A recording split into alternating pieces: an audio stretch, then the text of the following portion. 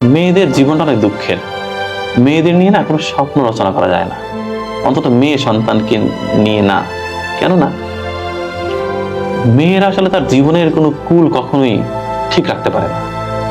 বাবার সংসারে একরকম অ্যাটিচিউড করতে হয় তাকে, বিয়ে হওয়ার পরে স্বামী সংসারে গিয়ে আর এক রকম আচরণ করতে হয়, আবার বৃদ্ধ বয়সে গিয়ে ছেলের সংসারে গিয়ে আর এক রকমের রূপ ধরতে হয়।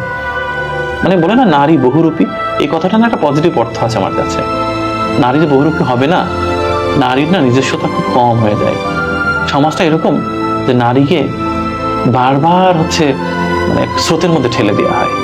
নারীকে অনেক কিছু সইতে হয় এই জীবনে, আমার মাকে যেমন সইতে হয়েছে। তো নারীর জীবনটা আসলে খুব বেশি যে স্মুথ এরকম বলা যাবে না। প্রতিটা নারীর জীবনেই খুব যন্ত্রণা, মানে এক একটা স্টেজে এক এক রকমের যন্ত্রণা। এই যন্ত্রণার কোনো সীমারেখা নেই। আমার তো মনে হয় প্রত্যেকটি নারী আসলে যন্ত্রণার মানে একেবারে বিশাল বড় একটা গোডাউন তৈরি করে রেখেছে হৃদয়ের ভিতরে। খুলে দিলে পৃথিবী প্লাবন হয়ে যাবে।